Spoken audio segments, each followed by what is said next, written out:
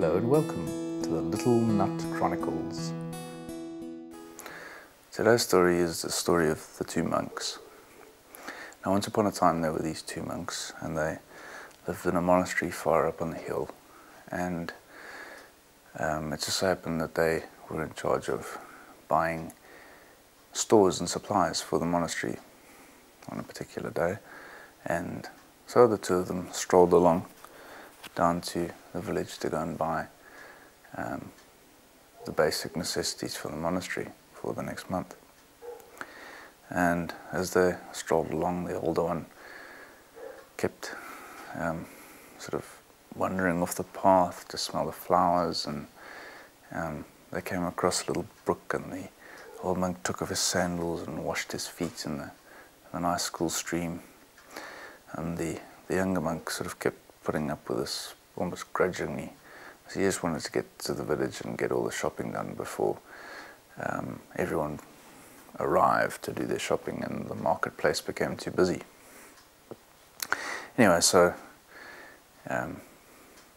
this carried on, and the old monk kept wandering off and smelling the flowers and enjoying himself. And finally they got to the village, and it just so happened they got there before everyone else did, before the major inflow of people.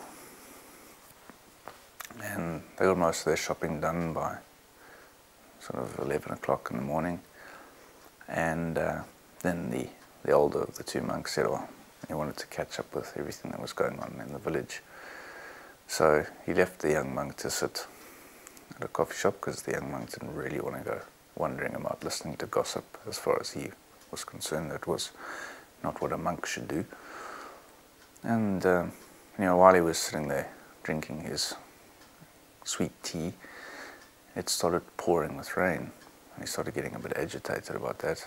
And after an hour or so of sitting and wondering where the old monk was, he caught sight of him over by the shoemaker, the cobblers, and he picked up all the bags and he strode over to the old monk. And the old monk was just finding out some news about what was going on in the other towns from the cobbler, when the young monk came up and said, right, it's time to go. It's now raining very hard, and there's that river we have to cross on the way back up the mountain, and we want to get across it before it gets into flood. And the old monk smiled and he said, okay, just I just want to hear the end of the story, and then we'll go. You're quite right, otherwise we'll be stuck in the village for tonight probably. So the cobbler finished telling his story fairly quickly, and the old monk said, thank you for the news, and off they set.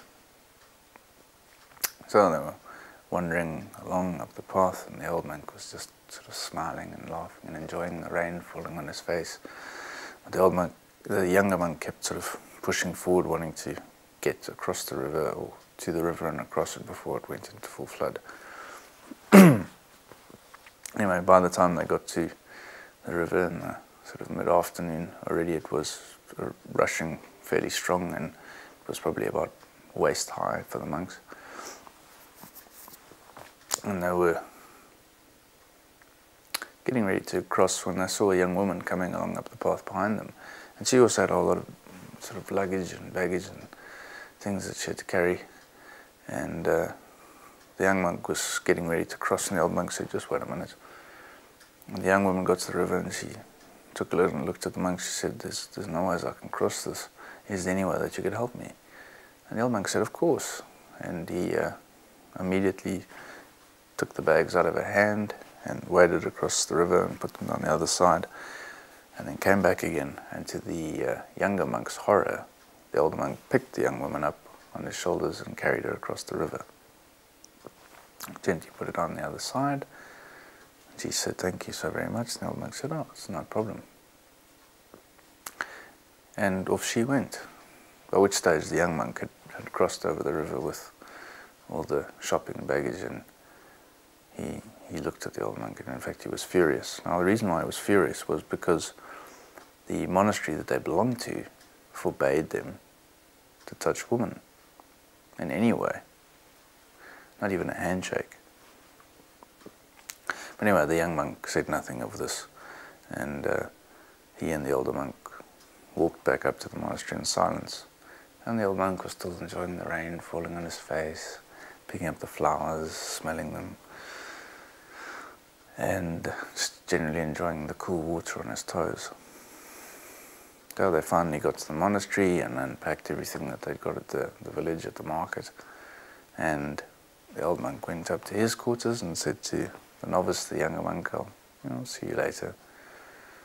The young monk didn't even respond, he just gave a short nod of his head.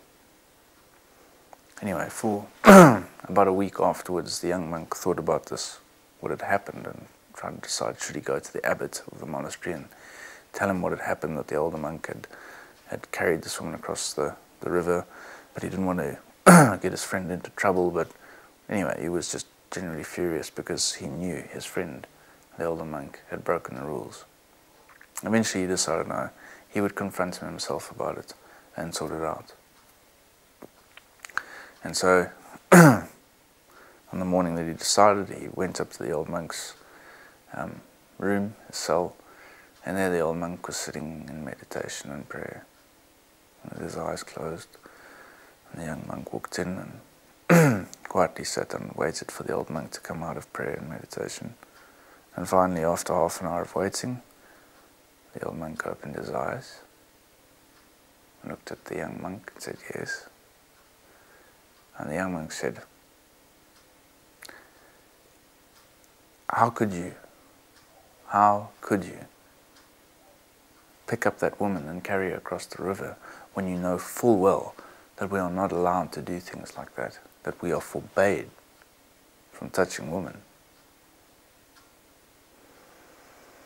And the old monk took a deep breath and looked at the young monk and he said, I put that young woman down on the other side of the river.